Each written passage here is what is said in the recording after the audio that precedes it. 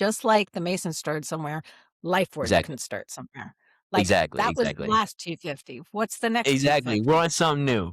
And and so, it's funny you say this. I wrote, like, a little just like a first draft speech. I can just read it real quick. It's just this page and the Yeah. next page. You didn't Yeah, know I read wrote it. this. I wrote this yesterday. I Um, love it. but okay, so this is what I wrote. So I said, "This lifeward mission is dedicated entirely to God and our children. For so long, the Western approach to life has been the leading definition of civilized and just. With 2026 hindsight, it's clear that that's not true. Practically every pillar of society, religious, governance, healthcare, culture, rests on the bedrock of justified greed and distrust. As I look ahead with my life, I'm dedicating it to launch a new type of civilization, one based on real acceptance of God's grace, where we play and build with an international interfaith approach, integrating and improving conditions for all life, not just the wealthy and powerful humans. It's a new era where we are more integrated than ever before. While the technologists focus their attention on intergalactic travel, artificial intelligence, and gene editing, centralizing centralizing everything and placing themselves at the center to achieve lofty goals with a nice return on investment, of course. This is the path that puts man's will above God's and justifies the enslavement and pillaging of Earth's vitality. We propose a new human initiative to terraform Earth into paradise for all life. If we are to be a spacefaring people, Earth should become protected natural land, forests regrown, animals set free, a kingdom of tree-supported structures and eco-housing that supports life. Real health that is based on organic materials and a culture of unconditional love and victimless prosperity. And I think the main way that we achieve that, all of that That's is beautiful, by the way. Really oh, beautiful. thank you. Thank you. Thank you. It's like the Masons work together and they have this incredible power, and like you said, they work together, but it was to build these beautiful structures, like these awesome structures, really, quite frankly. But in order to build them, you have to kill everything that's around it. And then Mhm. because you killed things to build it, it becomes a hub to kill other things. And that's what we see. And I really genuinely believe that, like, really, the way that we house ourselves and the way that we interact with our nature is that founding principle. The nations that got industrialized first, or the nations that had like huge city states, they were always the ones that had the least amount of content because they segregated themselves from nature. Thinking Rome a long time ago, for example, or even like Persian capital, like these certain, or Mesopotamian capital, these certain places, Mhm. the people Yep. that live in these spaces, there's a disconnection with nature. And I think, and then they encounter these cultures that have a connection to nature, and these cultures are saying, "Why are you so destructive? Like, why are you?" Why? And I think it's because of how they house themselves.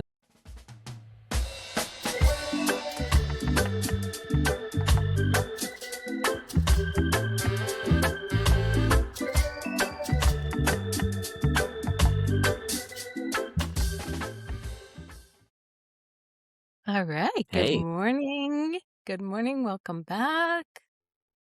hey there, how you been? Good. Busy, busy, busy. Still trying to get this move going. So much stuff. I have so much stuff. Yeah, we've been Mm, we went down, or up, I should say, to Virginia. So we were in Virginia for, all that crazy weather and snow, and just got back to Myrtle Beach last night, and wow, yeah, so much packing, so much.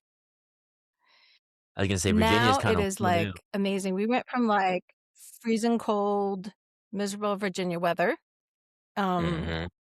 to 80 degrees yesterday, which was so nice. Whew, I'm ready. I'm ready for some beach bumming, that's for sure. Yeah. You guys are just gonna get tanner and tanner and tanner and tanner as the time goes on. Soon I'm I gonna ain't be the same color as Quentin because 'cause I'm so tan. I hope so. I hope so. Oh, man. Well, You I'm know, happy I to have hear. a lot of, one of the things I did while I was home is I was really, working on tracking down some of my Ukrainian roots because I have this idea that maybe, I will at some point apply for Ukrainian citizenship. Mm, So we spent a lot of time going through my grandparents' records and going through all of my grandmother's papers. mm, And so not only was I going through my own stuff, I spent we had I don't know, 10 huge boxes of my grandmother's papers that we were going through to see if I could find a couple of key yeah. pieces for the ancestry stuff. But we found all kinds of really cool stuff, including we found every scouting report my grandfather ever did, which was Wow. crazy. My grandfather, if you guys remember, was in professional baseball, and so his scouting reports were incredible. But the whole point of that, I was saying, is because of my Ukrainian heritage, I can get surprisingly dark when I get out in the sun. It's very funny because I look so pale, and then I go out in the sun, and I just my father and my uncle both have sort of darker skin, um, and certainly my grandfather did. So I love that, when I go out in the sun, all of a sudden that, you know, hearty, Eastern European, Ukrainian blood comes out in me, and I get Like all that lit furl right there, that Ukrainian. Yeah. Why do you wanna get dual citizen or duals or whatever? Why do you wanna get citizenship there?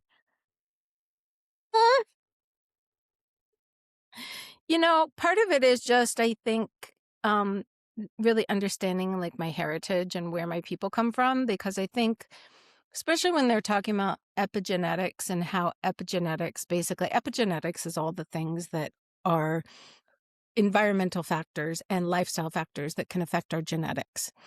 Yeah. One of the interesting things with epigenetics is they found that it's not just our personal history that can affect our genetics or how things manifest in us, but it's also our ancestral history. So what happened Absolutely. to our ancestors also can affect us. So I think just from a personal standpoint, looking at what your ancestors experienced can really um, help you understand what's going on both with you mentally, emotionally, physically. And so that kind of got me on this thing where I was like, I'm very connected to my grandfather, and I am not as connected to his history further back. So we've done a lot of ancestry on my mom's side and my grandmother's side, my father's mom, but that's all stuff that's really easy to find because it's all Eu American records, right, going back, and then European records, and those are pretty easy to find. But of course, um, particularly Ukraine, because it was so chaotic over history and owned by so many people, then those records kind of shifted and changed. And so I just thought it would be really interesting to start studying Ukrainian history and then also learning the Ukrainian language and really studying that part of my ancestry. So part of that was they just opened it up this year where you could possibly get dual citizenship with Ukraine. And so I thought, that would actually be really cool. Obviously, I'm probably not going to go visit Ukraine right now. Mm. But I think the war is going to come to an end at some point here. And so then maybe when the war comes to an end, getting to go. And I've always, my friend Liev Schreiber, he has a nonprofit called Blue Check Ukraine, and Blue Check Ukraine raises money and support for people who've been affected by the war in Ukraine. And Mm. so I think his efforts, he's also Ukrainian heritage, although interesting, his is Jewish Ukrainian, and mine is more the Greek Catholic, Greek Orthodox um, Mm. heritage. But it's just interesting to think about your heritage and where you come from and where your people are from. I think we talk about that on a more uh, immediate level, like you and I really connect with where our people are from. Like we talk about Virginia, Colorado, how that affects us, like, and a little bit further back. But I've just really been thinking, like, where are my great grandparents from? What was their experience? What brought them here? What was their life like? When my great grandfather came here, they ended up in Pennsylvania, and most of the like, kind of uneducated, poor Ukrainians ended up in the coal mines.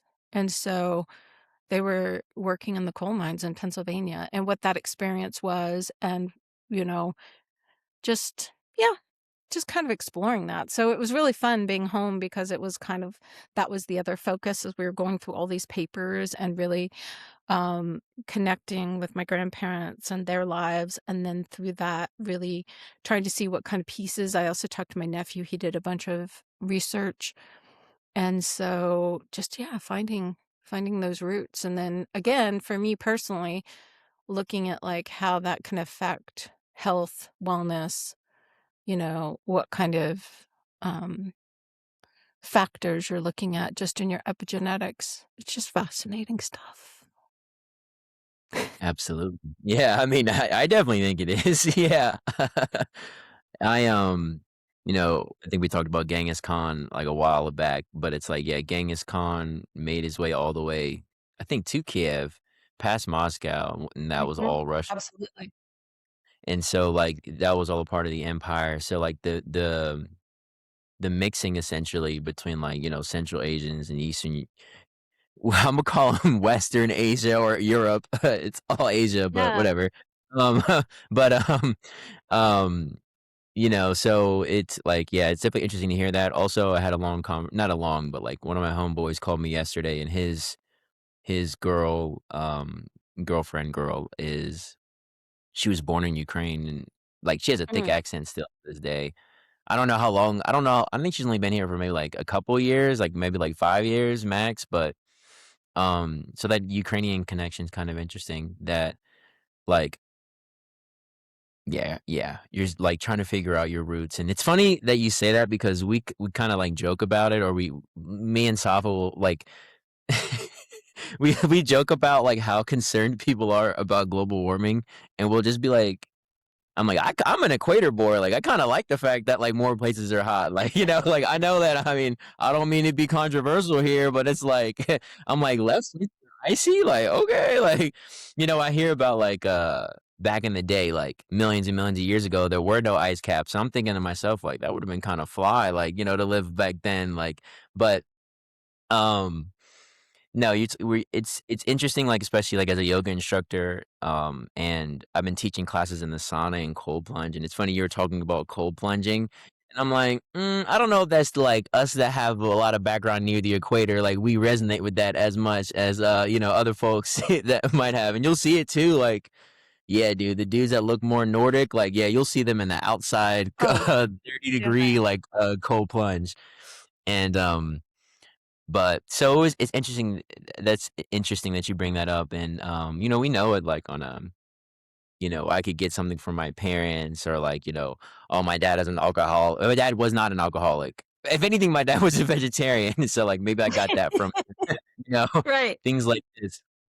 But, that's what I But I always think tell it's interesting also, like, looking, Quentin, about, like, the loss of information, particularly, uh, among, Black Americans.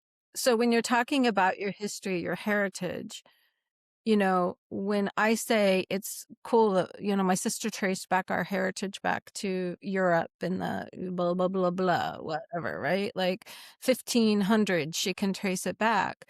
But looking at like how much of that understanding was lost and how many people don't even know what part of Africa their family came from.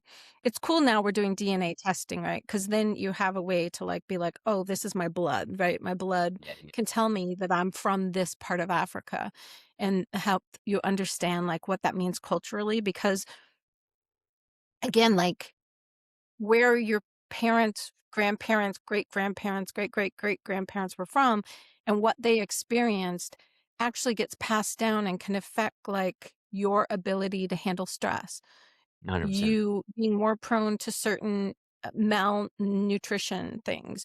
all of these different factors um play in. And of course, like, a little bit it's irrelevant because you're like, well, I'm here now and I should just live the most healthy life I can to make the best of it. But I just think from like I'm an archivist, like I'm a historian archivist.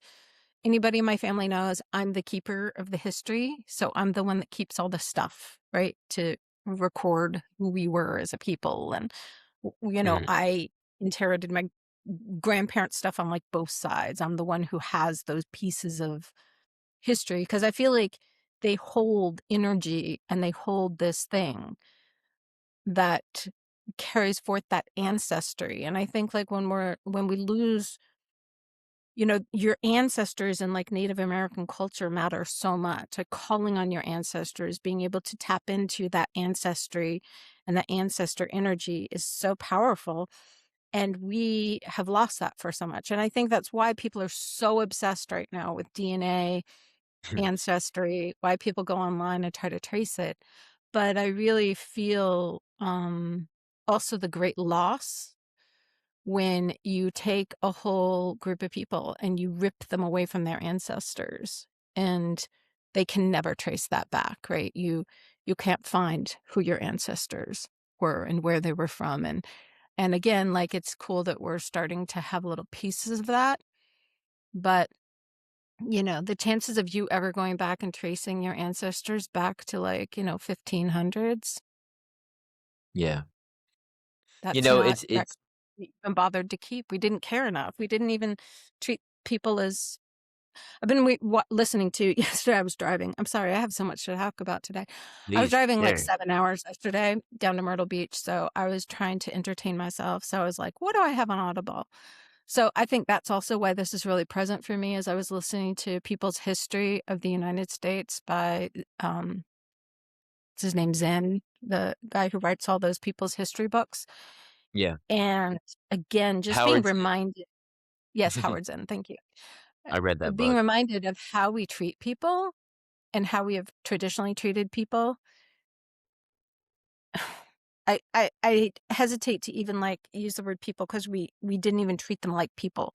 We treated them like property, animals, like, and when you're reading the stories and the records of what we did to, you know, the Black people, the Native Americans, the Aztecs, the Mayans, like, I just don't understand, like, how these Europeans came over with just such a sense of entitlement and, like,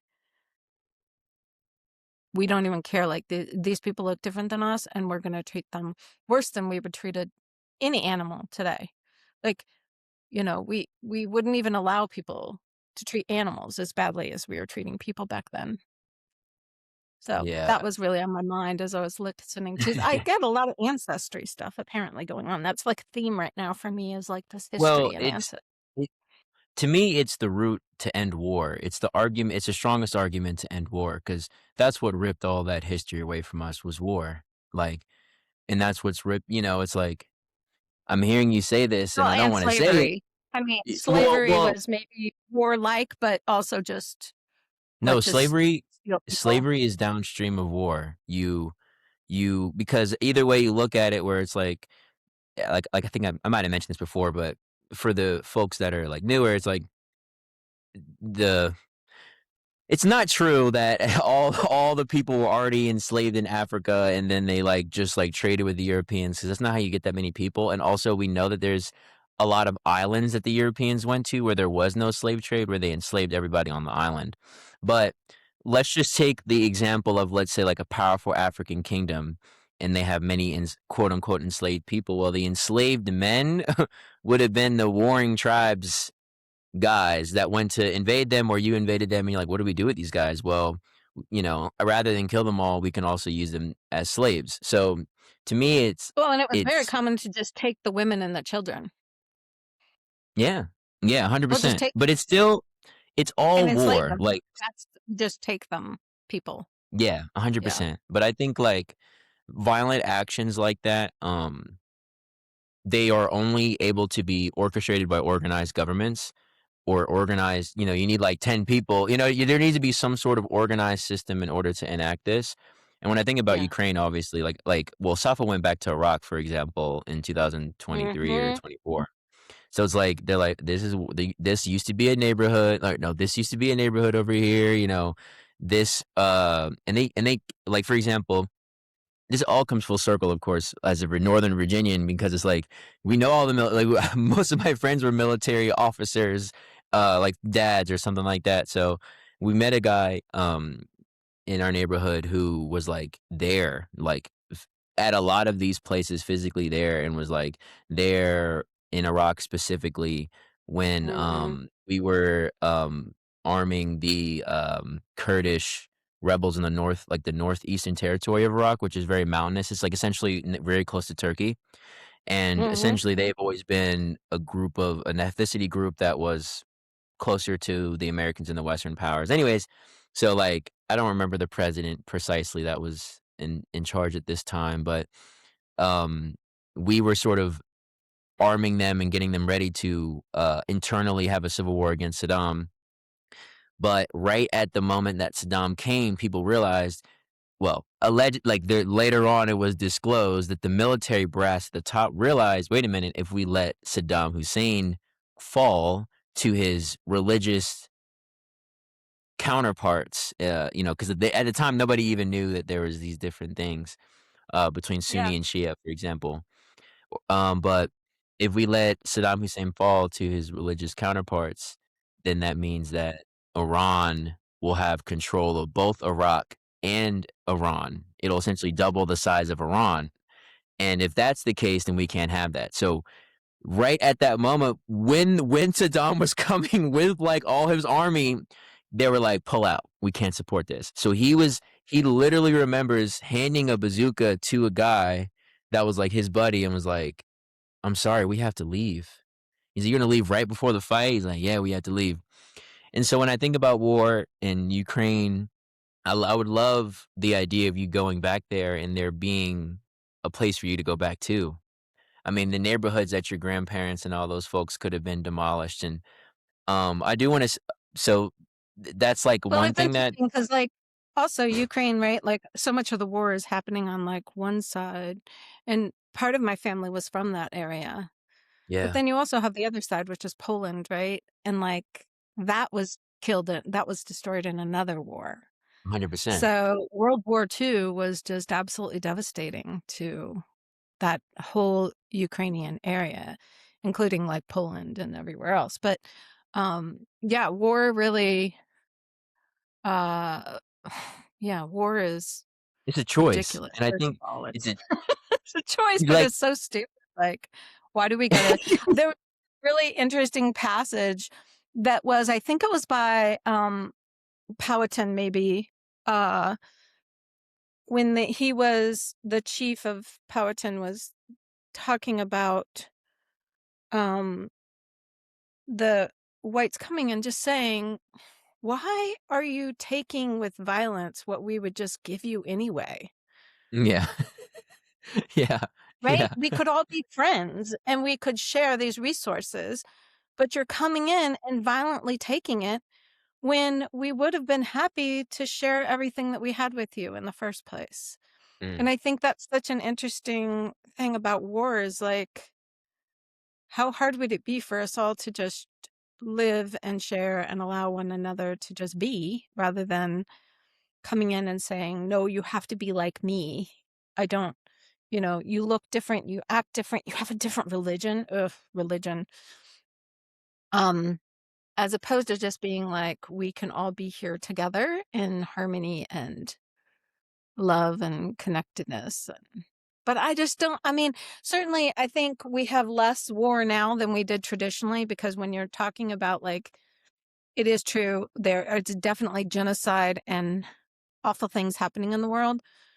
But compared to what was happening back in the day, it was like everywhere. It was just like complete obliteration of people and Well, cultures. And so I do think like there's an argument to be made that things are getting better. That's what I'm saying.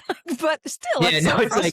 it's like Still instead of war. there You're being like, It's instead of there being, like, Spain versus France versus England and all of their, like, military campaigns, now there's just basically America's military campaign. So in a way, you could say, yeah, there's less violence, but, you gotta remember, like, before the Crimea War, I'm saying you gotta remember, like, I'm assuming you know about this stuff, but before the Oh, Crimea yeah. War, I mean, which is ironically, like, this really the center of this whole conversation, was when the Western powers, they were not our allies, but because this was, like, in the mid-1800s, I think around the time we had the Civil War. I actually wrote a paper on this, in college I between the love Civil that. War and the Crimea War, and how they were both, like not only were they, like, big wars, but they had, like, railroads and technology. It was like a post-industrial war between powerful nations.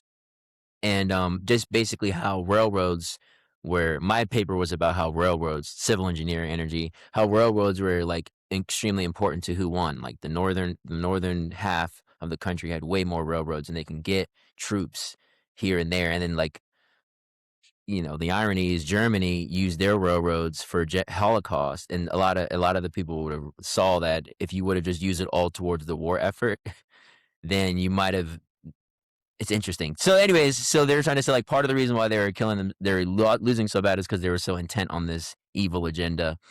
But, the Crimea War was over Crimea, which is if you see it on a map, it's, like, as close as you can get to Russia, essentially. Um, and they found a lot of resources there. And so the Western powers essentially, like, teamed up and they tried to wage war, and, Russia was on the opposing side. Ever since that war, Russia has always been in conflict with Britain, specifically that war in Mm, that time period. Even before then, it wasn't that much because, like I said, Mongolia and the Genghis Khan region came in there, and that made them a little bit different, and their religion was a little bit different, like you're saying, and the way they spoke was a little bit different. But, um that the real military, like, campaigns happened then, and essentially it was like to me, like, looking at it now with 2026 hindsight, it's like Britain was used to coming to places Britain, France, Spain, they're used to coming to places and just taking things aggressively, and then now for the first time, here's this Russia who's like, "Who's this guy?" That can combat them and prevent them from taking those resources, and, yeah. I said it before, but I'll say it again, like, um I really don't think that if I were to, like, put on, like, my tin foil hat, like, my version of it, I don't think that people are really, emotionally driven at that level. Like, I think a lot of it is just calculations. It's very calculative. Like, Henry Kissinger is very famous for this in American politics, Mhm. where it's a very, like, calculated approach. We're like, "Well, if we have more oil reserves, and that guarantees our position to be able to have more action here and more industry here," like and, I I think the think you're root of really it right because that's exactly what we're saying right now about Greenland, like, Yeah, yeah, yeah. we're not emotionally attached to Greenland. Yes. No, we're just saying strategically, we need Greenland. And who's the So, "we" we should that's be able to saying take that's the US. I mean, it's the powers in the US, basically Trump and his people saying, strategically, we want that place, and so we should just take it. and and that's why I focus on leadership Strategically, so much. Crimea, we should take Crimea because Yeah, it's strategically useful for us. Ukraine, we should take Ukraine because they have resources we need, and so therefore it yeah, should belong to us. yeah, and I was, thinking to myself, like yeah, so, like, to me, it's like the bigotry, the all these other things are, um, tools to justify their calculation. All the propaganda is just like tools to justify the but what I love about America is that since we're so multicultural, the irony is like, yeah, we might be waging war against folks, but at the same time, we have family or relatives that are engaged in these conflicts, like we as in the greater collective, the real we the people, but the folks Yeah. that are at the higher ups, they have a very not we. And I don't want to be well, I'm just gonna be direct. Yes, they're it shouldn't be, like, lumped in with us because that is not I got the Declaration and Constitution right there. That is not really meant to be our mindset. It's like the government is almost like a wolf, really, and we're not wolves. Like we're not meant to be like seeing as them, or we're meant to almost be like in a position where it's like we have to try to control them and tame them rather than feel like, oh, whatever they want is what we want. And Yep. what I would do is the most important thing is addiction. Like you're like, why did they do all of these things? It's like we're addicted to energy. We're addicted and what energy can provide through this source of oil. We're in the earlier days, we're addicted to nice clothing and fur. We're addicted to spices. We're addicted to tobacco and caffeine and these certain things. And that's why and ultimately, I think what I'm getting at is the largest, stupidest addiction is addiction to war. And almost like feeling like this connection in this and what I mean by war is s we the people like identifying with entirely with our government and then saying that whatever the government wants, we all should be in favor of making sure that that happens.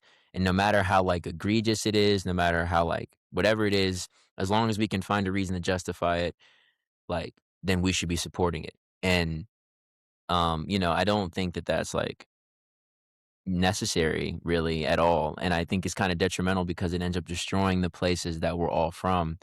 But at the last thing I'll say is, like, since Europe was destroyed, um, it it also gives you a similar opportunity that I feel like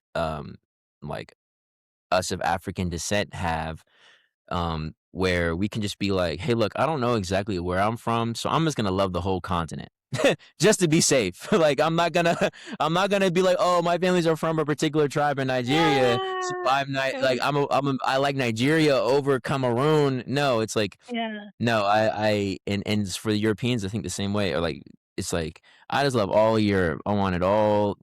I don't even really believe there's a Europe. There's really just West Asia, but whatever. Let's just say I love that place, and since I know that my people are from somewhere and they've got something to do with this, and maybe I can't go back to the archives and prove it.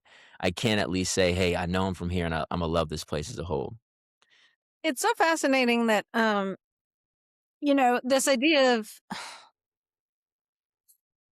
I see you countries and going through it. creating Okay. countries and creating what we want, and then how it can go awry so badly. Like, one of the things that, I think is interesting because 'cause we're coming up on, the 250th anniversary of, uh, this country and the Declaration of Independence.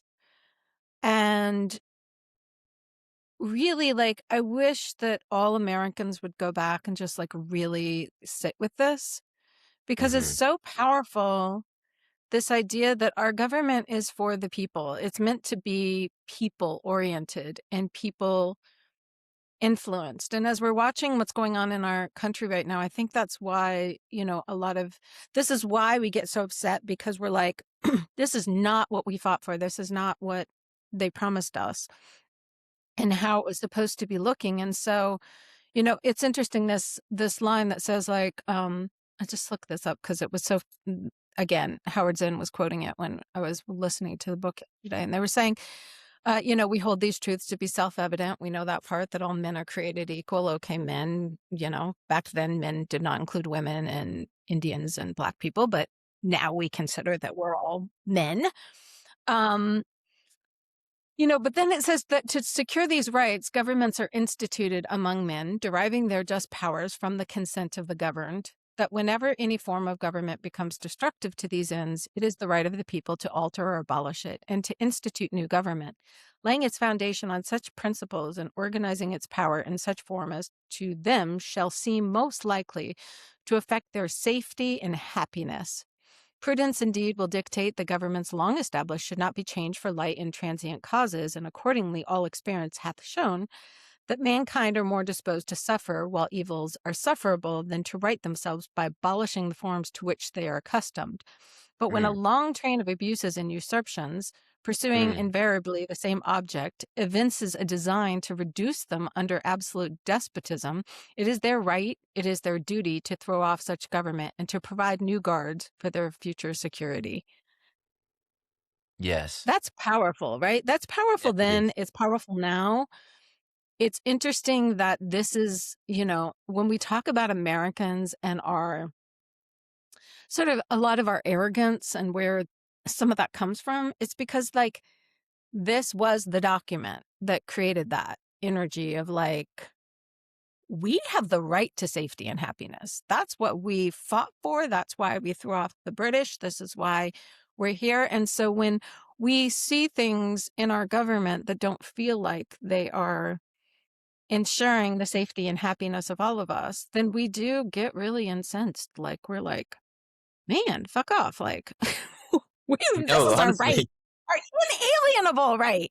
Right? Like that's what we've been told. That's what we are here for. And so it's really um and of course, it's still a short-lived experiment. It's still a young experiment. 250 years is impressive, but not everything. And it certainly can change.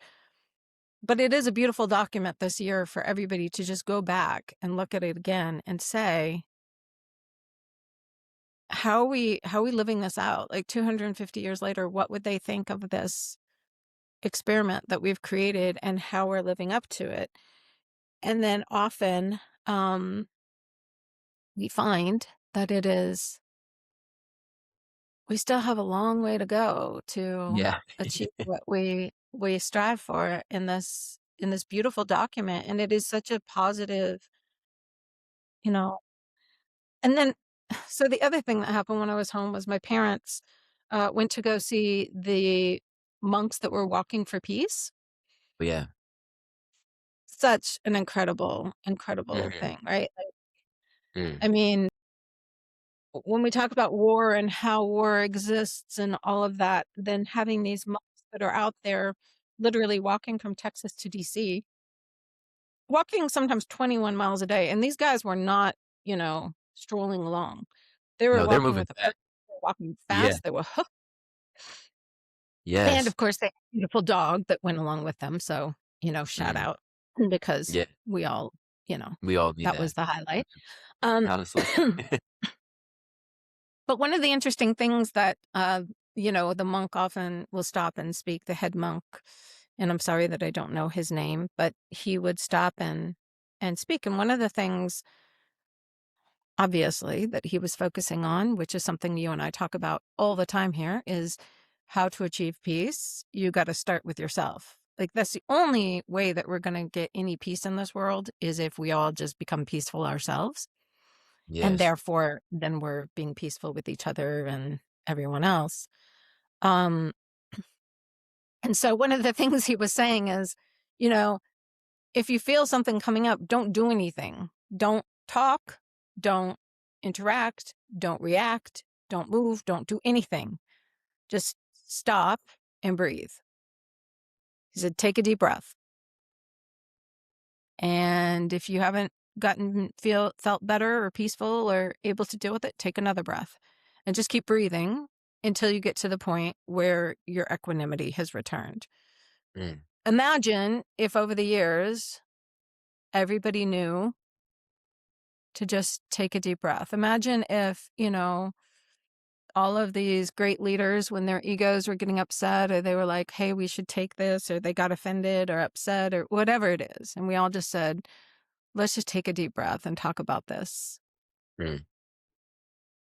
Mm. Imagine in families, if we could all just Yeah. take a deep breath before we yell at our family member or get frustrated with our partner or our dog or our children. We could just take a deep breath.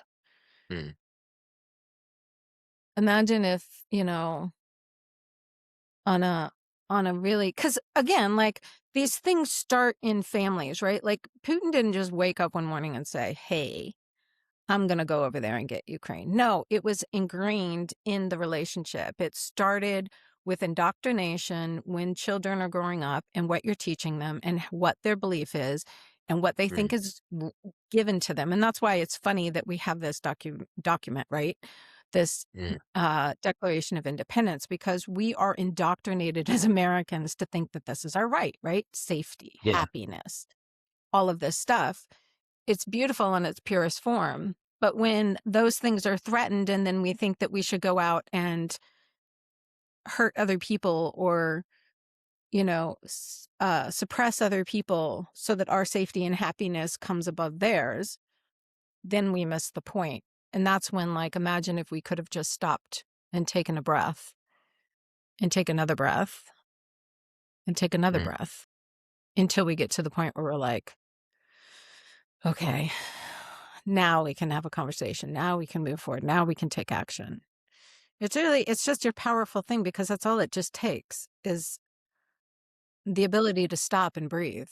And yet, how often, first of all, we don't even teach anybody that. Like, mm, how many people are taught in school, like, hey, when you get upset, stop and breathe?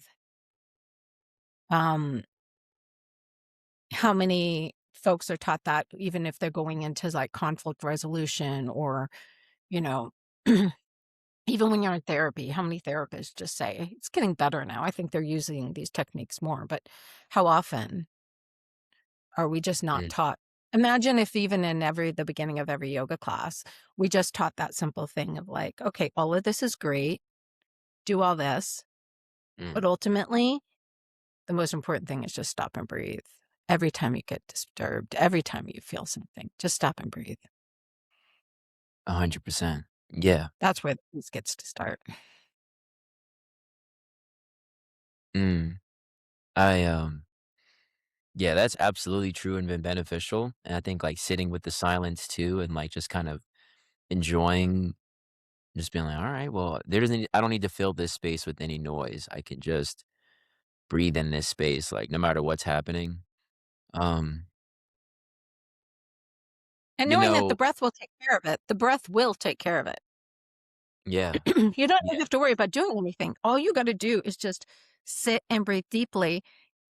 And our systems are created so that when we just sit still and just breathe, all the rest will fall into place. Yeah. And, I love that. I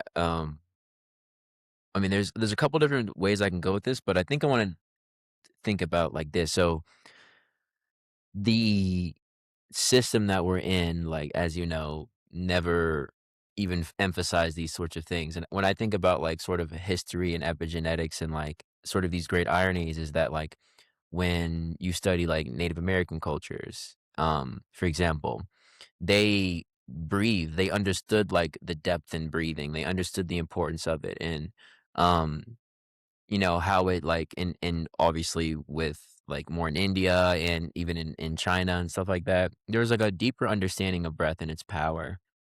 And it's actually listening to Theo Vaughn had James Nestor on, and I would say James Nestor's like a breath expert, and he wrote a book called Breath.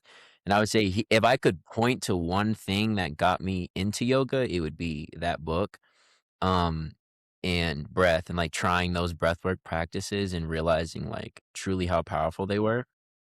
And he today on Theo Von, though, he had a whole bunch of this was, like, 7 years ago, so he has, like, a whole bunch of information and stuff, and he's sorta like, what he found is that a lot of our sicknesses today were invented in the Industrial Revolution. And most of our, Yeah. like, nasal issues and a lot of our and when I'm saying our, he's saying the countries that industrialized first. And I was actually even looking it up and okay, well, I have this one point, then don't let me forget I got something else I wanna mention too that's, like, correlated. Okay. But sort of, the the British, the Spanish, the French, I'm picking on them today, but it's not my fault. But they industrialized first, and they started to have a lot of issues with their teeth. Like, and even though famously a lot of our founding fathers had issue with their teeth in their mouth, and a lot of it had to do with breathing through the mouth. Like, if you would have asked a Mhm. doctor a long time ago, what's the number one reason for cavities? James Nestor said it's because of mouth breathing, not because of candy. So mouth breathing, breathing shallow, these sorts of things, like if they're not emphasized in your culture for generations, like you're not going to know about it. Plus, the Industrial Revolution came and all these sorts of ailments started to happen. And as we know, like breathing is directly correlated to the mental state, right? And so you're saying like, and I do want to say one more thing, like I know our founding fathers here like emphasized men, but I do want to say like England specifically was ruled by queens.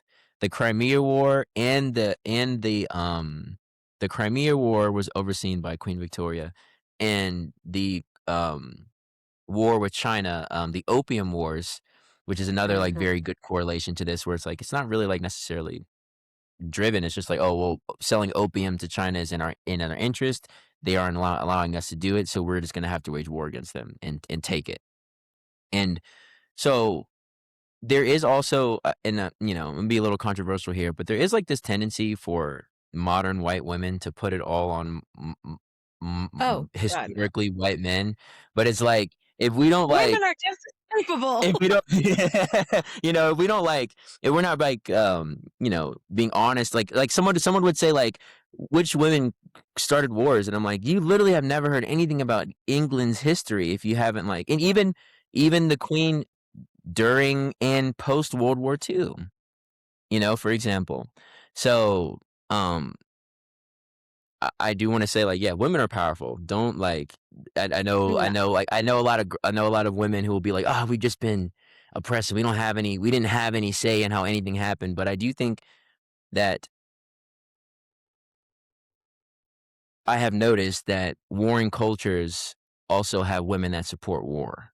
Like, it's difficult for just only the dudes to wanna do war, and like, you rarely find that. It's like when the women and men are peaceful, they usually are less interested in military campaigns. So, the reactiveness, like, is absolute it also shows up what you might react to is very dependent on your upbringing, and especially, obviously, in every culture that we know of, your upbringing is sex dependent.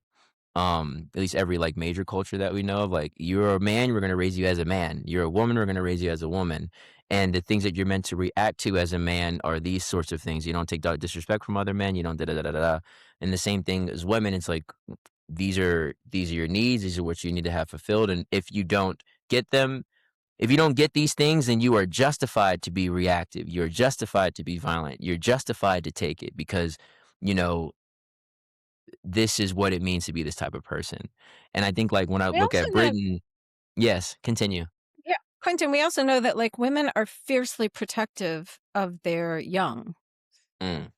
and that protectiveness can extend out into other things too. So, like, it's not like women are just like these peace-loving, like, "Ooh, loo, loo, loo, loo, we're all gonna be peaceful." Like, you mess with a woman's kids, and she will get really, really I mean, a fierce mama bear. There's a reason why we have that, is, like, this idea of a fierce mama bear. So, like, women also can be very territorial. We can be very protective of what we consider our own. We can be incredibly, uh, mean. I mean, there's a reason why there's mean girls. Yeah. Right? Because we don't necessarily use even always physical brute force, but we will use manipulative, like, you know, I will cut you down at the knees, kind of like, you know, I will cut a bitch. That's a term, right? Like, Literally, literally. And it's true. it is true, right? So, like, yeah, don't think women are like, and women also, while women have not always had outright power, we always know that women do have a lot of power within their home and can very much influence the thoughts and behaviors of the men around them. I was just reading, like, this book about Henry VIII, and man, that guy was like a piece of work, but also he was manipulated like crazy by all the women around him. Like, those women were just, they knew how to manipulate him for power. And they all kept cutting each other and undercutting and undercutting and undercutting so that they could all get to be the next one, the next queen, the next queen, the next queen, because they knew that's where the power was. So, yeah, kudos for calling out the women. Like, let's not leave the women out I of love you. this. Like, I love women you. are suddenly going to create all peace in the world. Yeah, and, so okay, that was one thing I wanted to bring up. Dang, I forget the other part, but what I think it's just like shared responsibility. It's like, yeah, in our rhetoric, we tend to emphasize, like, men and these sorts of things, but if, like, we're not also, like, looking out for each other and paying attention to how these tendencies might show up in our own communities, like, then we're not then we might miss something. And it always is beneficial for all of us to be more thoughtful and disciplined in how our individual desires impact the whole. and that's why I wanted to emphasize addiction a little bit earlier, and even epigenetics are sort of correlated, in kind of direct ways where like you might get Mhm. your addiction traits from your, and then sort of those addictions will then drive how those addictions on a societal level, because you could say your society is most societies are epigenetically based, or they're based on a couple families having a bit larger families that creates a town. That town is with other towns, and that creates a country, whatever. And that how your country then can have an addiction, like, or on the whole, because yeah, on the whole, or just how natural it is, where it's like, they're talking about, like, Reagan back in the days. I'm not picking on Reagan, but just to give an idea of, like, they used to drink and smoke cigars, like, consistently, like, in the White House or in those areas around there because Mhm. that was at the time. And, so when I think about the irony in the British expansion strategy, which was it was always about the reason why they even came to the Americas was really to go to India and take it was all about going to India. Like everything was about we're Take gonna go all to what India. the Indians had. We're gonna see everything the Indians have, and it's about going to India. And I think like what we're saying right now, like, and even James Nestor said this, where he's like, he kept saying we, and it does frustrate me when people say we, because that's not true. Like they're and as Howard Zinn emphasizes in his book, like there was Thomas Jefferson and him boys. Those were the elites. They had their we. Then there was the regular like whites, and but from all of their different places. Like the Quakers are different. That's a different we than the Southerners down in Georgia or in Florida. Georgia, I don't think there was Florida then. But anyways, I think the reason why they were drawn so much to India was more so the philosophy, ironically. It's like James Nestor kept saying, like, we, as in Western civilization, didn't emphasize breathing, but there's all these cultures that did. And I think to put things in perspective for people, India has as much people as all of North America and all of South America combined. Like, there are states in India that have 200 million people. So, like, Mhm. I know I'm not from India. I don't know all the things about India. I can't say it, but I would venture to say, and at least from my understanding, is that they don't have many colonies outside of India. They don't have many like they didn't have the same like sort of history that the other powers did when they amassed large numbers and had like a common political agenda.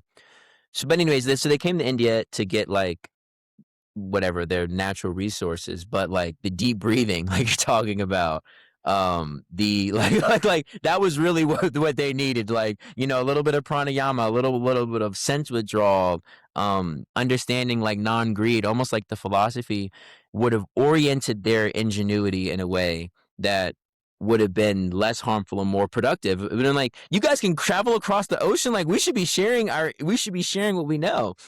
And so obviously the irony in all this is, 2026 in Denver, you meet someone, a white person primarily, and they're asking me like, "Where's my ancestry from?" Like, "Oh, maybe that's something in your ancestry." Well, for me, I'm Irish, and a lot of people have gone through what you're talking about. Like, it's a very like common thing, and then they're like, Yeah. "This is my ancestry, and this is like these are my ancestors." So I pray, I call on these people, and I know that back then we used to do this practice or that practice. So, um, even today, like it's coming full circle where like, okay, yeah, the Western powers, and I think that's the reason why the reason why we made this show and like why I want to address Americans is because like the main flaw that the guys like in that Constitution, like or the Declaration of Independence, like the main flaw was that they didn't really have the tools to be secure and happy because it's within yourself. It's like Right. the government can't protect like it's in your own mind that you It have to provides generate it. safety and happiness. No, the government cannot provide it. It's self-provided, and the people and it's self-enforced. So that I think is yeah, really what we aim to do here. And I think even I talk to my friend about this all the time. I'm like, I'm Thomas Jefferson's age right now. And I'm like looking at myself, it's like any of us can write like it's not that they were anointed. They weren't like, I mean, yeah, they were the men of that time and they were like whatever in that position, but like 30-year-olds is writing something like, "Hey, wait a minute, how do we want to live?" And I think for me, and I'm in that position now and I'm looking at my life and I'm like, how, and I say this to my friends all the time, like, we should be thinking about the next 250. And that's what I think the Lifeward vision is about. And how can I contribute to that? Is like we should be thinking in these larger scale terms, especially now that we have more history. And one thing I want to say about Thomas Jefferson, of course, is he's the one who wrote that passage, and he's in Aries. In the I was thinking, told you this. The other most famous Aries, other than him, is this guy named Mehed the Great. At 21, first of all, he know like 6 languages. At 21, he ended the 1,000-year Holy Roman Empire. He just rose to power in Turkey and essentially conquered Istanbul and ended that empire. Amazing. And then from that forward, he's like, now there's like, since he spoke 6 languages, he had an inter like approach to how he viewed like how civilization should be. And so for me, like, just in the Aries line, and it's funny, we'll get into like your sign later, but you talking about you being like the recorder of the history of the family is so So Cancer Cancer. energy. I know. That's the most Cancer sentence I've ever heard. Cancers are And like, I want to know where my home is, and I'm going to have yeah. my little place, and I want to know everything about it, and I want to protect it. 100%. And so for me, it's like, yeah, what's the next 250 gonna look like? And I think the main passage where they messed up, if I could point to one thing, there's many things in the Constitution where they messed up, but the one thing to hone in on is, I think it's the Fourth Amendment. Let's see, Fourth Amendment. Yeah, okay. The Fourth Amendment to the U.S. Constitution protects individuals from unreasonable searches and seizures by the government, ensuring a right to privacy in all persons, houses, papers, and effects. It mandates. Wait, no, warrants. Okay, no, this isn't the one. Well, that is a good one that is not being followed by any means necessary. But the one on cruel and See, unusual it seems punishment. like a lot of the Constitution is like, oh, they're They're not loosely even trying. interpreted right now. No, it's so true. They're not even. They are swing and a miss. So cruel and unusual. And I think this is the one that I would emphasize needs to be readdressed in our next 250. Because if we follow that other one, I think a lot of issues, even just that one I just said on accident, even that one is like, my phone right now is listening to me at their request. But anyways, so cruel and unusual, the Eighth Amendment to the United States Constitution says prohibits cruel and unusual punishments alongside excessive bail and fines. It limits the government's power to impose inhumane tortures, disproportionate penalties on individuals convicted of crimes. So one of my thoughts I had a long time ago when I got arrested was, what are the what is the engineering behind criminal justice? Like, what gives someone 11 days versus 12 days versus 10 days sentence? Or why is a fine $1,000 versus 9,900, whatever, like, and you realize there isn't any. Like, really, when you really think about it, it's not. And even when I got like my court thing, it's like I had ridiculous fees and fines that had nothing to do with the actual misdemeanor that I committed, quote unquote, committed. And well, I pled guilty, so I committed it, whatever. But either way, you're looking at it and you're like, this is so ridiculous. The misdemeanor is a $250 fine. I got a $100 speeding ticket. Possession of marijuana, $250, but my bill is $800 because they have a $250 fee for just tennis and all these different things. And so I was thinking to myself, what is cruel and unusual to an enslaving war general, right? Which George Washington was. Or and even if I even mentioned George Washington's letter to the country, which was very prophetic. But still he Mhm. couldn't, still you can't, like, it's still you. It's hard to see you unless you look at you from the outside. And that's what I think breathing and pausing lets you do. It lets you to sit back and almost zoom out of your head. I like to a visual I like to do with this. breathing technique that you brought up is I like to, like, imagine a third eye view, so it's like if I'm talking to a person or if I'm driving or whatever triggering thing is happening, I just try to imagine if I was a bird flying by, and these are just 2 just 2 people talking. But I think the cruel and unusual bit is needs to be significantly reassessed, um, in how all of our rules-based orders, all of the democracies that are modeled after America have a clause like that, but it's modeled after a world in which, like, there are 3 right there, 3 in that same document, there's 3/5 of people. You know? So, we can't really rely on that system anymore because, like, I think that's the thing that matters the most is how they treat us. Like, I know that it does matter that we lied about going to war with Iraq and causing all that havoc and doing all these different things. Um, I think that we're lying now in our support of, like, what Israel's doing over there. But let's all that aside, the the way the government treats the people inside the United States of America will always be seen like as top priority. And as soon as there's like, and so for like as a member of the black community, for example, like, and we're talking about Black Panthers and all that kind of stuff. Like that was a lot of their main argument. It's like Yeah. and countering Martin Luther King almost, where it's like, but what they Mhm. think is okay is not okay. Like what the levels like you want them to do what they do on paper, but on paper it says that they can reach a level of cruelty that so if you smoke weed in 1980, we can send you to jail for however long we want to. You know what I mean? And that because we believe this system.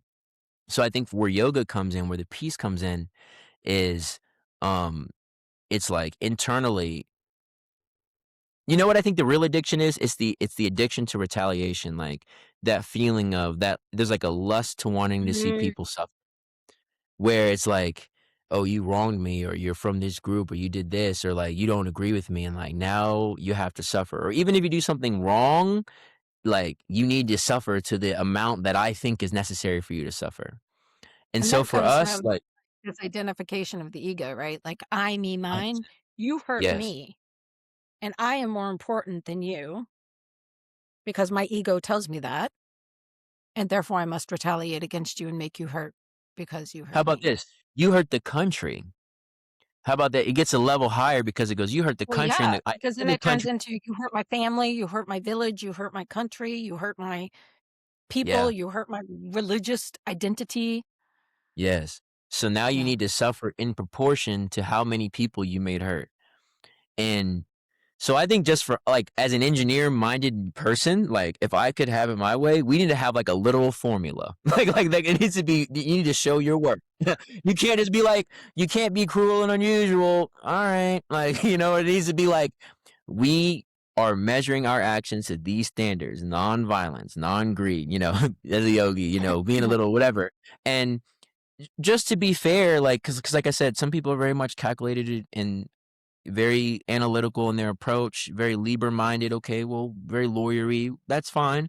So let's just do it out like that. These are the categories of crimes that we find. Anything that's new, there's nothing new under the sun. Like there might be AI, Bitcoin, but theft is theft, right? And I think what I'm gonna say, which is gonna, a little bit more edgy, is like their main egregious action, I would say, is theft through taxation, because the way that we have the reason why the income tax was even set up in this country was to support war, World War One, and ever since then, the income tax keeps increasing, and what do you know? We keep on waging war, we keep waging war, we keep waging war. I think it was Pearl Harbor and 9/11 when we were attacked. But I think we've essentially been at war in some way or even doing covert operations in some way every year. Like just like you heard us once, like we're gonna, So Yes. as far as I see the world, it's like, yeah, there's an addiction to retaliation that manifests in the government because it's quote unquote the most like concentrated form of the people. And as long as all of us collectively want to see others punished, you can want to see people be held accountable. Hey, you did something wrong. You can't do that again. So we're going to remove you from that position. But I don't want Trump to die in jail because I don't want my brother-in-law to die in jail, you know? Right. So Yeah. so as far as I'm Yeah. concerned, it's like, I don't want it's not that I want suffering, I want accountability. "Hey, this is not what was written down on paper, so we can do we can do this the easy way." The easy way is just like, "Hey, stop, let's reconsider it." But as you read there, a lot of Americans are fiery too. That was a pissed off Thomas Jefferson was a pissed off Aries, and I've been like that where it's like, "I'm gonna burn this place down. Do not mess with me. Like, we know where you live. We know you live in Clifton and in King George and in Gaithersburg. Like, don't play with us. Like, this is not worth the beef." And especially like coming from a black man's perspective, it's like everybody thinks, and you could even say statistically black men are the most violent, but it's like, why would you Uh, why are you in it? But no, hear me out. Statistically, I don't know. Is that true? Well, I'm a play it up. How about that? You I was gonna see, say, do feel you free to see play that up. However, I don't know if statistically black men are the No, most no, no, violent. no. That's what they'll say. They'll be like, "Well, Yeah. in these But cities, just to there's." clarify, that's what they say, but definitely Yeah, yeah, yeah. not But I'm saying statistic. I'm okay with them saying that because this is what Imma say to that, which is these cities, DC specifically, is very black. Like, it's called the chocolate city, and it's like, a lot of black Americans haven't really lost the greater plot of all this stuff. Like, we might not know specifically where we are from Nigeria, but we know that we were either stolen or taken, and then for hundreds of years, used entirely. And then once we got quote unquote freed, we got chained into poverty. you know, so it's not like I don't want you should not feel comfortable. That's what I'm trying to say. Like people in DC making decisions that are going to harm America, and Americans should not be sitting comfortably in bed with that. And I think that like just for me, like from a narrative point of view or from like a culture point of view, that's what black Americans have always stood for. That's why Thomas Jefferson was afraid to free us in the first place. He's like, if we let them go, like we could all like if we if we Ew. if we let them out of poverty, if we let them out of this can happen. And I think that's overblown because we don't have the same history and tendencies.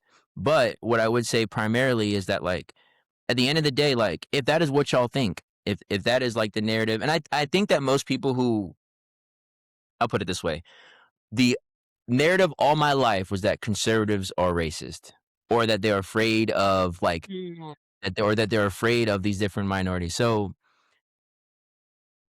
you know, I think you should be a little afraid. I think you should be worried that like, yeah, you can't mistreat people forever. And like you can't Also, like you their fear's not unfounded. no, their fear is not unfounded. And The that's truth what I'm trying to is say. there are a lot of people that have been suppressed that are like, fuck off. I don't This want to be one suppressed anymore." and this is the country where and that was why that was the genius in Thomas Jefferson's thought process. Is like if I have a armed nation that of people that are meant to be integrated with their government, like the government is you can ask them nicely, and I want you to. But even Swami Satchidananda said, like, someone was like, "Hey, what happens if you have a bunch of like bugs eating your plants?" He's like, "Don't do anything harmful to them. Like on the first day, like give them a good like start talking to, like move. You need to leave here. Give them a second day. Give them another warning. Give them a He third said three day. Give them times. another one three You warn them times, three and then times. and that fourth time, if they do not resist, exterminate whoever left is there." But and even Demon Slayer has a similar lesson to that. You don't you don't fight with anger. You just say, "Hey, this is just like a part of the deal." I said, "Don't do this. You did it. Okay, I gave you another chance. Okay, I gave you another chance. Okay, so that's enough chances. I think we can all agree, right?" And I think when you read the next passage in the Declaration of Independence is the king did this, the king did this, the king did this, the king did this, the king did this, the king did this, the king did this, a whole list of things the king did, a lot of which our administration is doing, and I would say several administrations have been doing for 20 years, at least from as long as I've been paying attention. So I think Mhm. all of us are like, the list is long. We have a long list of usurpations, and we're asking nicely. And for me, like my main emphasis here is like taxation is really the key to it because they can't have resources from you, then then you know who's running the show. Like if I'm not paying you and you still got all this money, then that's a sign that we're not really the people that are in charge of this whole thing. So like I encourage everybody, and I'll say this here, like do this in a smart way. But like if you feel like, okay, it's funny, as you get closer to your heritage, you're like, "Oh, I wonder what happened to that place. Oh, wow, World War One, World War II. Okay, Soviet Union, like, came through Ukraine and had all these certain things. Like, what was their thought process? Why did my family flee? Why did my family come here? What was, like, their hope for Rada, right? What was my Right. great-grandmother's hope for me? And how can I honor that with what I know? Like, how can I take the good and let go of the bad and whatever vision that was? And I say that for myself, it's like or even Thomas Jefferson for this in this example, it's like he didn't want us to be a people that allows ourselves to let evil happen. He didn't want us to be a people that just he even says there, he knows that people will get comfortable in with atrocities. People can get comfortable in being subjugated. But still, if you allow that to happen, like you can't allow that to happen. It's actually your responsibility to not allow that to happen. And it makes sense that a father would say something like that. So you Yeah. can't just allow these things to happen, not because you're angry at it, but because it's not good for the child. It's not good for you to misbehave. So I have to stop you because you'll reach a point at which you'll understand. Maybe it's not today that you'll understand it, but you'll see. And so like we, the people, got to take the parental role to the state and say, since we, as in the America, we can. In England, you can't. In Russia, you can't. In Ukraine, you probably can't. Not in the same way, but in America, we definitely can. And we can ask. We could stop paying them. We can do certain things. But there is a three-strike rule, and I think that's what Thomas Jefferson was getting to at the end of the day, where he's like, it would be nice if people didn't have to get threatened. It would be nice if people didn't have to get sued. But some people don't act unless they get sued or unless they get threatened. And and I think the yogic path is how do you walk that line with faith and grace? And even like in the Ramayana, for example, and I wonder if you have stories of Swami Satchidananda where like the gurus can be fierce. It's like at times they can, especially because if you're dealing with men, you know that not all men respond the same way. Like with women, I would say in general, it's better to take a nicer like approach and like kind of massage some things in there. But some men, you'd be like, no, don't do that, or why not? I'll stop you. How about that? And some men respond to that. So I think like just figuring out like, okay, the difference is the reactivity is your natural instinct to react to frustration, just to act and put your fist up and punch. Or is it to breathe, say, hey, look, you got two more chances, homie. Breathe again. Okay, you got one more chance. Breathe. Okay, this is the last chance. I'm letting you know now, but the next time that you aggress against my family or my friends, like I'll have to prevent you. And so It's so funny. I'm sorry. You're yes, saying this please. about men and women, and as I'm sitting here listening to you, um, the thing that's coming to my mind is one of our listeners, regular listeners, is my nephew's mom, Angel Yeah. Metro. And Mm. Angel is a pro wrestler, and I just Hey. saw some pictures on her Instagram today, and she was like in this match over the weekend. And she was like so fierce, and she's like covered like Yes. blood from this match and everything Oh, like that. So I'm just thinking about as you're talking about men, I'm like, there's some pretty fierce women listening right now to this podcast. and So they're this like, is don't cracking mess me with up. me. And I'm a Angel, construction. shout out to you. We are including you in the fierce women No, who might punch somebody. I don't know. and I love that you're saying this because it's like the fiercest people I know, my mom, my wife.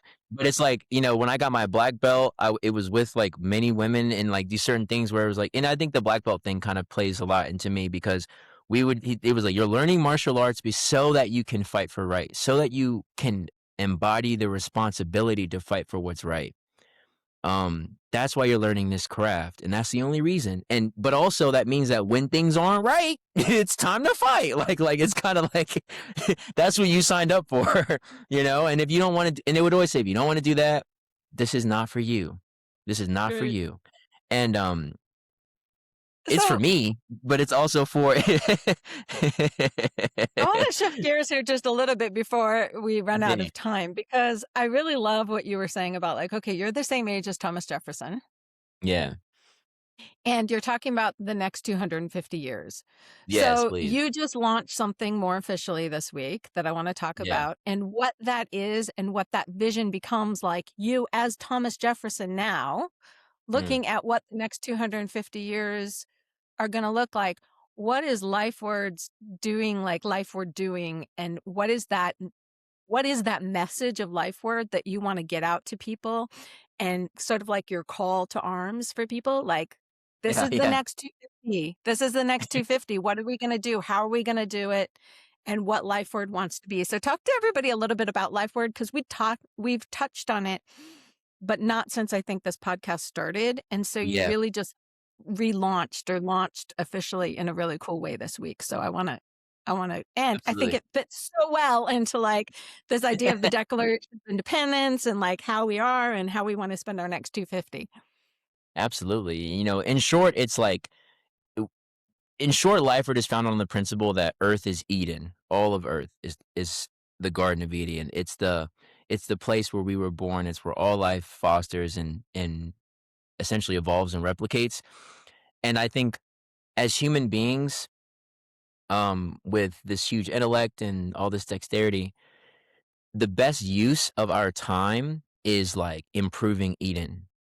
And with that aspect of understanding that, like, sort of using the Eden reference of like sort of this garden that has everything you need. It's every if you just look for it, you can find it. It has all the food, it has all the things. But there are some things in this garden that if you touch, if you ingest them, it will be harmful. And I think the reason why I'm actually like really Lifeward is like this podcast and these sorts of things is because we can't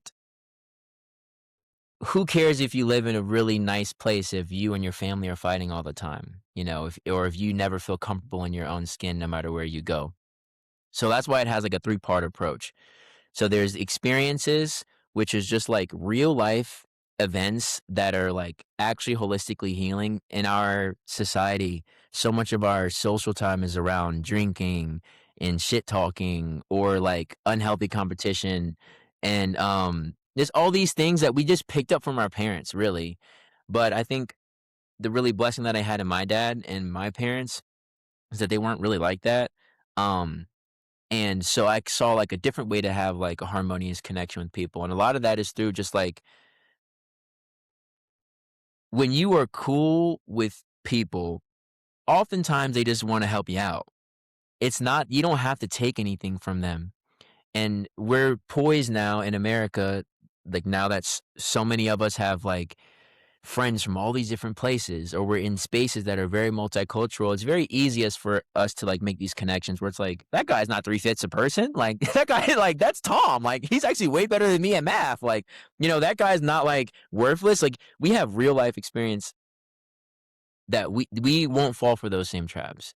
And so I actually really and I do want to like give credit obviously like, you know, we've been kind of picking on France and you know, I've been picking on France, Spain, and England. And I could also add in the Dutch too if I wanted to. Um, but in the Portuguese. But whatever. What I really liked about their approach was, Um, hey, I'm like, oh gosh, you know, wait, and like those the Germans were guys. a little late to the game, but you know, obviously, you know, Hitler was terrible. But whatever. So, um, what I love the idea though is like colonies, like this colony idea where it's like, hey, the problem with them wasn't that they had colonies really in the beginning. It's like, "This is your spot, you wanna be here? Okay, cool." It was more so how you infringe and interact with the people around you. So for me, it's like, what if we had, like, interfaith peaceful colonies? And that was sort of what we were dedicated to. And what that means to me, on so there's the experience part, then there's the second part, which is, like, our connection. It's sorta like how we interact with others. how do we interact with those governments or those local places that we want to be there? Do we want to be there? Well, I want us to always be there with the intention to serve. Like this, the Lifeward organization. God willing, we have many engineers and all these different people and all these different like folks from these different backgrounds. How may we serve and bring more life to your community with the understanding that a lot of these communities, and I'm talking about all over the world, have been almost like down pressed or under like some sort of restriction on what they can get access to, what they can have. So primarily my really the third part, which is the part that I like the most, like as a civil engineer and like a contractor, is I think the other flaw that they had, like the founding fathers, was in how they built spaces. I'm like sitting here in Mm. the Capitol. I'm looking at the Capitol building right now, and they're all built the same way. You have to go to a forest, cut down a bunch of trees, and build a quarry to get the stone for the Capitol building and the church or the cathedral. Depending on depending on what denomination is dominant there. Then there's the Masons Lodge. There's always a Masons Lodge because Thomas Jefferson and them, they were Masons. It's funny, It's always the was Mason. the first third party was against Masons. It said Masons are actually running the country, not the people. Then the next one after that was the Catholics, ironically. So anyways, but the way that they I got to developed. go into a Mason Lodge one time, by the way. Total What's aside. that? I got to go into a Mason Lodge one time. I was renting from the Masons when I had my first salon. Mm, And so one day he was like, "Do you want to come upstairs and see the lodge?" And I was like, um, "Yeah, yeah, I absolutely. want to see the lodge." It was so cool though, really like the the way they kept, again, I'm always into the history and the archival idea of Yeah, it, but like the way that they had preserved this historical hierarchy, how they all the ritual of what they did in this just building in Buckingham, right, was not like some fancy incredible building, but even in this building in Buckingham, the way that they had transferred that knowledge, that wisdom, that 100%. brotherhood, that thing through history. I think that's why the Masons are so powerful too, is like the way that they managed to preserve that. But that's a totally aside. We can have a No, whole nother conversation. yeah, I We mean, can have a that's whole podcast on the yes. Masons. Yeah, I was gonna say yes, and that's definitely they're definitely, like, a big part of the story, because it's like But the it's nice. Masons started somewhere. The Masons Yeah, started somewhere, and just like the Masons started somewhere, Lifeward can exactly, start somewhere. Like, exactly, that was the exactly, last 250. What's the next exactly, we're 250? on something new, and so, it's funny you said this, I actually I wrote, like, a little just, like, a first draft speech. I can just read it real quick. It's just this page and the Yeah, next page. You didn't yeah, know I read wrote it. this. I wrote this yesterday. I Um love it.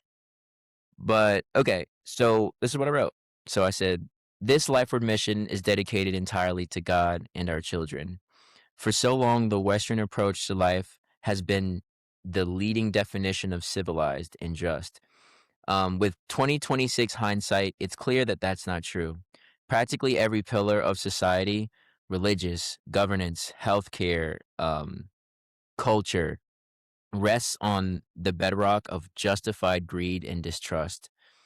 As I look ahead with my life, I dedicated I dedicated s I messed up right here. I'm dedicating it, to launch a new type of civilization, one based on real acceptance of God's grace, where we play and build with an international interfaith approach, integrating and improving conditions for all life, not just the wealthy and powerful humans. It's a new era where we are more integrated than ever before. While the technologists focus their attention on intergalactic travel, artificial intelligence, and gene editing, centralizing centralizing everything and placing themselves at the center to achieve lofty goals with a nice return on investment, of course. This is the path that puts man's will above God's and justifies the enslavement and pillaging of Earth's vitality. We propose a new human initiative to terraform Earth into paradise for all life. If we are to be a spacefaring people, Earth should become protected natural land, forests regrown, animals set free. a kingdom of tree-supported structures and eco-housing that supports life. Real health that is, based on organic materials and a culture of unconditional love and victimless prosperity. And I think the main way that we achieve that, all of that That's is beautiful, by the way, really oh, beautiful. thank you. Thank you. Thank you. It's like the Masons work together and they have this incredible power, and like you said, they work together, but it was to build these beautiful structures, like these awesome structures, really, quite frankly. But in order to build them, you have to kill everything that's around it. And then once Mhm. because you killed things to build it, it becomes a hub to kill other things. And that's what we see. And I really genuinely believe that, like, really, the way that we house ourselves and the way that we interact with our nature is that founding principle. The nations that got industrialized first, or the nations that had like huge city states, they were always the ones that were had the least amount of content because they segregated themselves from nature. Thinking Rome a long time ago, for example, or even like Persian capital, like these certain or Mesopotamian capital, these certain places, Mhm. the people Yep. that live in these spaces, there's a disconnection with nature, and I think and then they encounter these cultures that have a connection to nature, and these cultures are saying, "Why are you so destructive? Like, why are you why?" And I think it's because of how they house themselves, and I think, um so for me, like I said, like think like Treehouse Kingdom, for those of us that are, like, from the South or Southeast, like, all that land, why are we cutting down trees? All this land when we have AI now that can help us design longer last like, better structures that can really deal with that complicated wind loading and these sorts of things. And especially now that and it's funny, I see this all the time where, like, a lot of people now and I wanna encourage people with this vision, is instead of selling your farmland to some developer that's gonna build, like, some corny neighborhood, um, whatever, or selling your land to have solar panels placed on it or to have windmills placed on it because that land is those energies are usually just being powered. They're just powering the AI. They're not even powering you. But for what I'd rather see is that sort of like a Airbnb slash hip camp kind of idea where it's like Lifeward organization comes to your property if you have a lot of acres or whatever and you're interested in this idea, and we essentially create like a little oasis there. And we'll manage it. We'll give you money. We'll make sure that you get paid. If you want a distance between you and the other people, that's fine. But let us come design, build, and maintenance this space and like give better and like almost like a little like I'm saying, like a little colony, a peaceful colony that's there. And what the pillars are of that colony is there's a health-centric space in every building, everywhere, and, like, we make it like we combine physical health well, not combine. If you want to, you can, but physical health and spiritual health and mental health are all interconnected in this new civilization. That is how we think. We think it's all downstream of each other. Thomas Jefferson did emphasize God in his approach, and I understand why. Like, as I'm 30 now, like, to me, God is so obvious, like, in my experience in my life that just, like, discounting God as a whatever that idea of God is to you, like a supreme conscious force, just seems kinda silly and, like, not realistic. So with that in mind, understanding that, like, my dog is better alive than as my food. A cow might be better alive than as my food. More useful, more beautiful, more productive. Um, The tree might be better yeah, the alive. tree is probably better alive, and well, actually, it is. And so, when we look at life this way, when we build with our new technologies, maybe we have little I'm very forward thinking, so we can have little, like, power reactors that only do that space rather than have centralized power that has to destroy so much to Mhm. maintain. I'd be willing to invest in more personal flying vehicles as 50, 100 years from now, where we're thinking, like, what if we're not on the ground? We don't have to build all these roads. We can just go from place to place. So things like that, I'm open to all these types of ideas. But centrally, if we build our neighborhoods, our town centers in a way that is like an oasis, like a meeting ground for not just human being, but for all life. We have guns, or whatever. We can still protect ourselves from an evil bear or something like that. But this vision is rather than us cutting down and killing everything and building a space to live, what if we lived in the space that's already full of life? And I think that would resolve or create a more perfect union. But in that union, it's really not just between men and women or men in different tribes, but it's also a union with all of life and Earth, as like Earth is an integral part of our living experience. So I think putting us all of back that in is nice. What's is gonna that? be so important too. I think putting us back into community, Hmm. um, is what so much of what we're seeing with our mental health Mm, degradation in this country, a lot of it stems from the breakdown of our community. And so mm. putting us back in community is such a beautiful idea of like, come on, let's live together again. Let's try this again. Let's see what And this I next think 250. and that's what I was saying about like Genghis Khan a while back. As soon as they even in America, but as soon as you handle this one little thing, like I'll use George Washington first. He's like, what if we created states that weren't about having war with each other? What would happen if, like Britain, France, like these are all nations that are at war with each other constantly. What if instead over here, Virginia and Maryland and South Carolina got along? And you can Mhm, see how much expansion happened from just that a large geographical area with no civil war, but other than that, no real conflict. Like, what can that mhm, produce? Now imagine a world like that. And even Genghis Khan's empire was like that. As soon as the Mongols stopped warring with each other over lustful actions and stuff like that, then they can start to spread across the whole world. And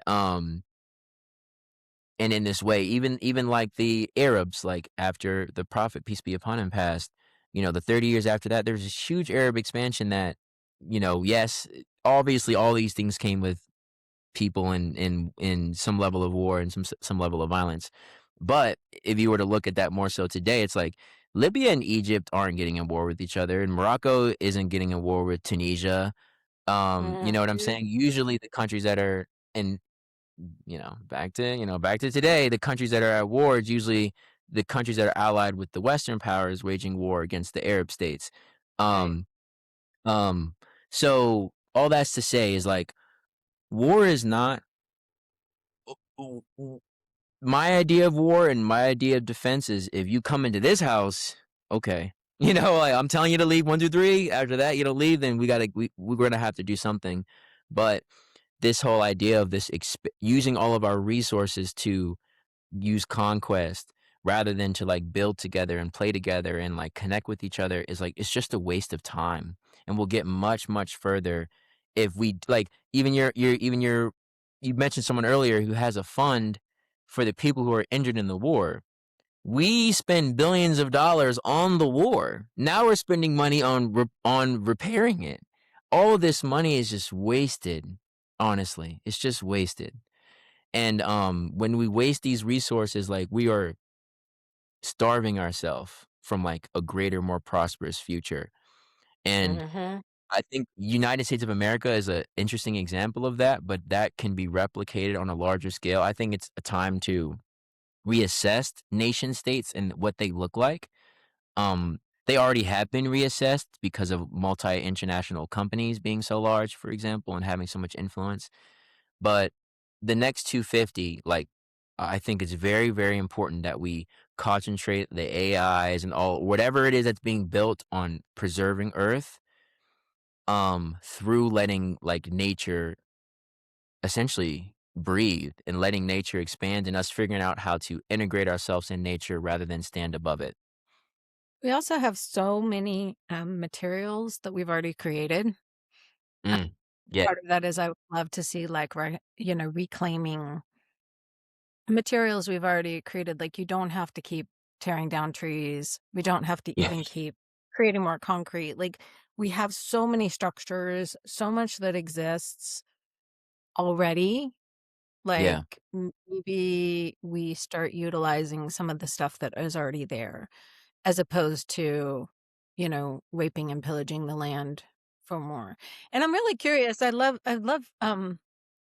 to talk more about like your visions of building, because as a civil engineer, it's such a fascinating topic, and trying to figure out. My dad was really into like green building many, many Yeah. years ago. So he built one of those actually for the basis of Dave Matthews Band had my dad build him Stefan Lessard had him build a earth building, which is made out of tires, which is really interesting. So he built one of those, like, earthbound buildings or whatever they're called, like, uh, Yeah, 100%. straw bale house. My dad built so the Yes. straw bale houses were really interesting. I have a personal obsession with earth bag building. Yeah, earth packing, I've yeah. always wanted a earth bag house.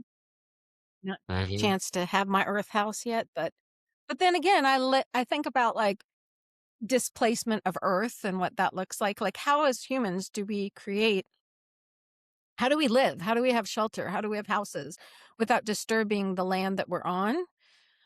Yeah. Um, it's a It's really hard it's question, and then what is the balance of the disturbing of the land, disturbing of the resources? well, I have the answer Can already. we y Well, here's the answer Yeah. already. It's like, take an earth dome. I believe in basements. Like, I almost think everything should have like, if you have the capacity, you should have a basement in some way, shape, or form. Well, we haul all the earth away. You use the earth to build the walls, and then you let grass grow on the house. And then so you're not really taking any Mhm. resource away, you're using the resources for the structure, but then you're also creating a surface. Everything we build needs to be surfaced with life. So the roofs have to be green roofs, for Yeah. example. It is doing like and this is, if we're in the desert, it's a little bit different. We're not the idea in the desert and different climates is don't like cut down trees in West Virginia and then ship them over to Denver, for example. Build the houses out of adobe Mhm. because we have so much clay and so much straw and all these materials that we can design like easily to last for a while. And like you said, we're doing all these demo Yeah. operations. A lot of people have recycling operations where they take plywood or two by fours that are old or old houses and they mulch them and they sell mulch. And it's like, why are you selling mulch with structural materials? Like, we could be using these materials. This is what the life thing. That's what you're saying is we can be using these materials. We can be using this concrete. Like, you can take like, let's say you have like a concrete sidewalk, break it up into pieces. You can then use that to make more concrete. That's a good aggregate for the concrete. These are just little things. These are little things, and I will go through it. I have like some artwork Love that. primarily that I'm working on, and that's the main bit of the connection piece in the podcasting that I want to introduce is more shows, more conversations, imagining this world so that it becomes more real for us and others, and you get to see more of an example of a treehouse that has a Japanese style roof, but it's greenhoused, or maybe like a Moroccan style home that is like, more earthbound, but it's like or we built it's like there's so many options. And the last thing I'll say, on this like little topic, it's interesting that you bring this up because the Native Americans before the Battle of Bighorn, when there was sort of when there was being treaties made and kind of kept and stuff like that, when there's sort of that period where the treaties were, they found out that a lot of Europeans were drawn to just different lands than the Native Americans were. That was another reason. They're like, "Oh, you wanna be over there?" And it's because of what I Mm. said, like, you can they have we're trying to build capitol buildings, cathedrals, these certain things, streets, houses made out of these materials, so the Europeans, um, wanted to be in certain areas, but, like, the natives wanted to be in different areas where life was already there was already a plethora of life, and the first border of the colonies was the Appalachian Mountains, for example. Um, so all I'm saying is that like it is already natural for us to some extent to want to live in places where life is more abundant. Um, and as long as we like orient everything in that direction, like we're gonna build to bring abundance to life. We're gonna plant fruiting trees, for example, rather than just like like we're gonna plant and grow things that not only humans can eat, but the things around us can eat. And we can reestablish like a more healthy relationship with the earth rather than view everything as something that needs to be conquered. But I will One of come out my with personal thoughts on favorite that. companies Yeah. one of my personal favorite companies is called Edible Landscaping, and Mm. it's this company in Virginia, and they do ship, around the country, but their whole idea is that if you're gonna landscape, why not make it edible? Yeah. And I think that's something that we did at, like, my old house, and I really look forward now being in South Carolina and exploring what different plants are gonna grow here. I've really become committed to, like, this idea that, like, all my landscaping or the primary most of what I grow can be beautiful, but also edible, Yes. in some way.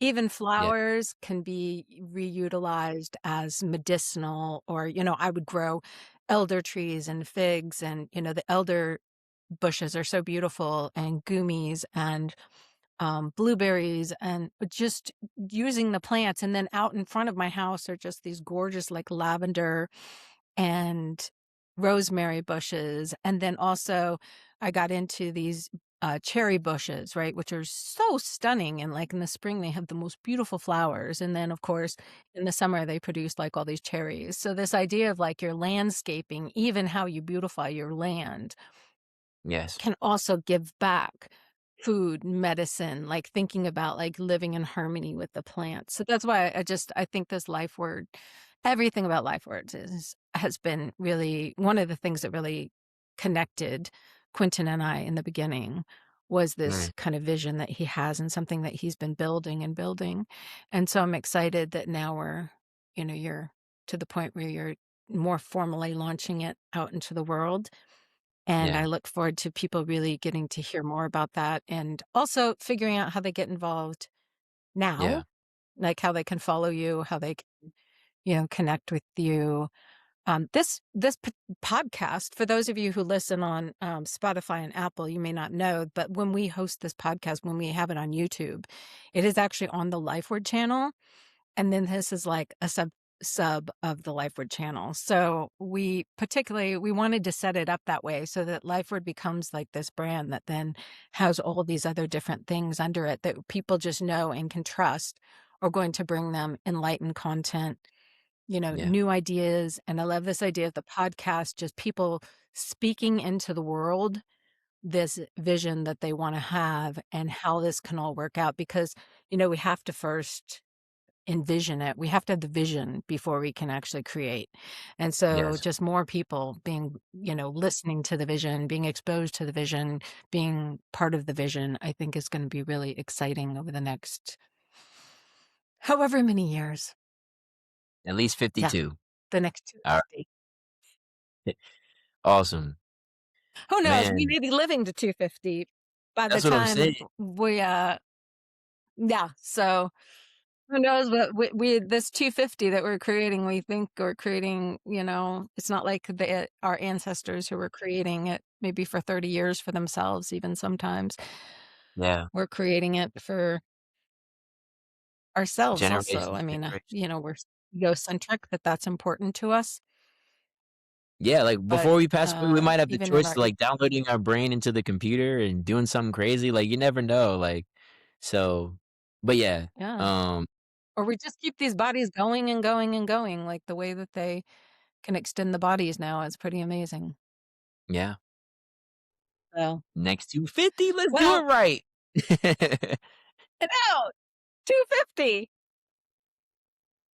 I think, just to sort of wrap things up, I'm really excited to look forward to everything that Lifewood has to offer, and just this idea of bringing all these ideas into one sort of umbrella, and having that umbrella be something that people can know and look to for beautiful ideas, content, connection, community, vision, and very practical uh, things too, like, with the health and the wellness and just, you know, remembering that there's all this out there and it's going to be presented to you in this beautiful umbrella.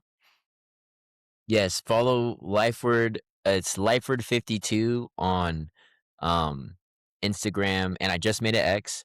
I'm gonna be making more posts about like, my next post would be, like, more depth on the history and what we're trying to accomplish in the different divisions.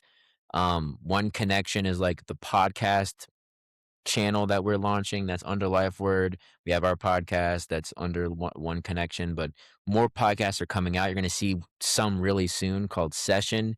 It's just like real life, like what friends actually do, when, almost like what would a fly on the wall see. and we're looking for investors. Uh, if you got a bunch of money and not, without too many strings attached, there's that. But just 52 is my lucky number. So if you want to give $52 once a year, there's like a certain tier for that. Maybe $52 every quarter. There's a different tier for that with like access to experiences and stuff like that, or $52 How a do they month, or just access where to give the money? Where so do I they go if they wanna Yes, absolutely. So, right now it's just like Venmoing or sending through Zelle. I have the information. There's a link in my bio, but I'll also like as you follow us, I'll keep that fresh. I'll make a post about that as well. I'm working with an accountant now to get like firmer financial software and all that kind of stuff. But we're just starting off where we're at. And right now, the main investment that you'd be putting in is we have a goal to get $520,000 to buy a plot of land and either buy slash lease a plot of land. And that's how my metrics are 50 to 520,000, 5.2 million, 520 million, 5.2 billion, and on and on. And so our goal is to buy a plot of land in each city. So like either it's just like a block, and we just or not a block, but like where a building was, where they demoed it. We'd like to build something in the city center that reflects the Lifeward vision, but then obviously in more suburban and rural areas as well. We're looking to build spaces. So if you have a space that you'd like to um, essentially have us design and build and develop on and maintenance, or if you're a person who does any of these things full time and you want to help us out on the side, anything like that is perfect. But then also the experiences that we host, if you're in the Denver area, and I also hope to expand the experiences. Think like touring yoga classes one day, essentially like, but not all yoga, but like a full immersive experience that also includes movement. Um, but we're hosting those. We're at Green Spaces. We have an event in Denver. It's in Rhino in Denver. Green Spaces. It's like a co-working space, and that's on 3/8, March 8th from 3 to 7. So come hang out, come see what it's like if you're in the area, and we hope to expand those. Some of that money as you donate will be used towards booking venues and stuff like that. The last thing I want to say is it's also Lifeward, and these experiences are also a platform for truly talented folks that also are, similarly minded, to express themselves. So like if you are and the only litmus test is that I have to know you very well, like, and that I trust you to be there and represent. But if you are a creative who has great art, like, or something like that, or great music or something to add to an experience, um, yeah, please let me know. But right now I have an artist friend. My wife makes natural products. I've got a friend that's a singer and has really bomb cacao. So things like this, we want to create an immersive experience. Um, that like addresses everything: creativity, play, connection, some romance, dancing, all that all in one spot. So um yeah, $52. And if you can't do that, all the events are donation based. Everything's donation based. So if you want to invest a smaller amount or a larger amount, like even $1 will help, honestly. So this vision or something like it would be beautiful to have happen. So I'm happy to take this journey. And the very last thing I'll say is if anybody wants to help out with advertising, like my weak spot right now is posting on social media more frequently. And just like if you just like to like be on social media and just help out with that kind of stuff, please let us know. Reach out, and I would love to like have your help with some of that stuff. So yeah, Yeah, definitely any that's of it. our listeners out there that wanna join the team and do some volunteer or just, believe in what we're doing, please reach out. We'd love to expand and grow our network and our community because we Mm, really, yeah, we feel grateful that we get to do this, share this beautiful, really. wisdom and information and have this conversation, and we just wanna include more people. And yeah, again, if you have a cool podcast idea, reach out to Quentin too, because again, under that Yes. one connection, um, part on YouTube and what we're building with the One Connection, then there's plenty of room for other voices too. We don't want it just to be our voice. It's not very interesting if it's just the two of us. We Yes, wanna have a lot of voices. absolutely. Yeah, so on that note, Yeah. um, we will be back with you, hopefully more regularly and a little bit more now that Rod is settling down, maybe we'll get back on a regular schedule, so these will be coming out a little bit more regularly. But we are always grateful for all of you that show up and listen and join this space with us, and keep breathing.